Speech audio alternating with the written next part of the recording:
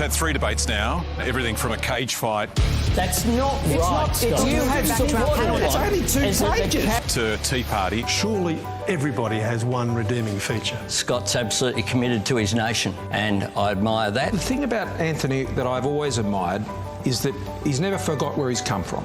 See, it's not so hard to be civilised now, is But, you know, it? as much as I respect what he's been able to achieve, I just don't believe that he's been able to demonstrate that he's able to get across the detail to do this job. Yeah, that's what we call a compliment sandwich. He was trying. He was trying there. It's the thought that counts, I guess. I must have misunderstood the question. Oh, thank you for that. You couldn't even do that without putting in a sledge. Speaking of sledges, OK, you haven't had a question yet.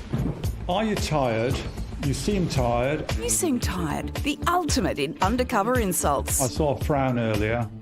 And secondly, The PM today announcing a $55 million funding partnership with the Tassie government for mental health services. To provide seamless mental health care for adults, just like we're seeing here with the establishment of 3 new head-to-health satellite clinics. Anthony Albanese in Gladstone fielding more questions about wages. Hang on. No. One at a time. And about Australia's transition to clean energy. What is your plan to ensure that a boom and bust situation doesn't happen? What our plan is to have a boom and a further boom and a further boom.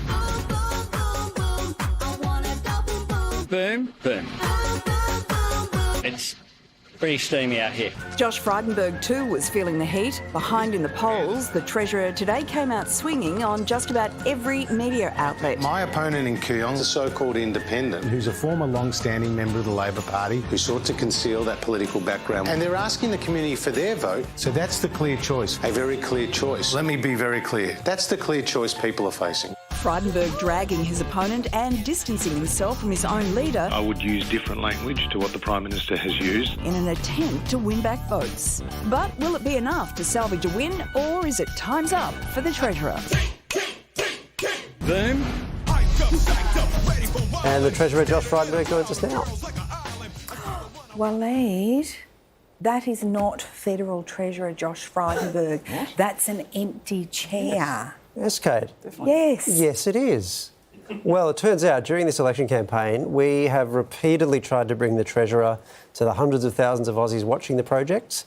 However, the Treasurer has declined each of our 8 invitations. We can't be sure why. The Treasurer has had a great relationship with us in the past, actually.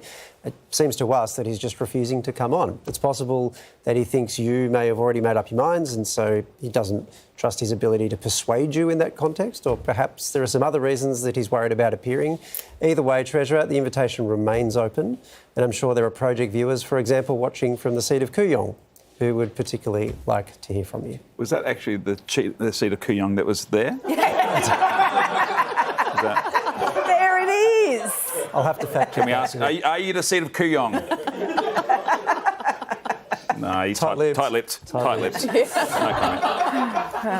It's surprising he wouldn't come on because, you know, all the polls are saying there's still plenty of people out there who are undecided. Yep. You know, it could come down to just a handful of votes at the end of the day, but it's up to Josh Frydenberg to decide whether or not he wants to join us. Yeah.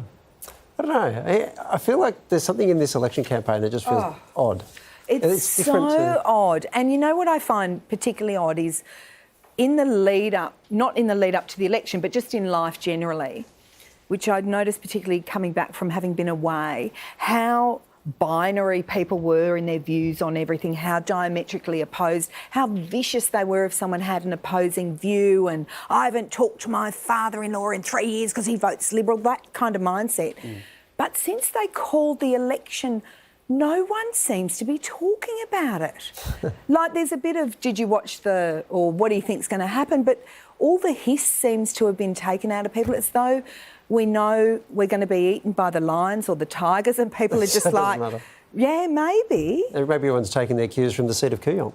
Yeah, absolutely. Which he's still refusing to comment. Still refusing.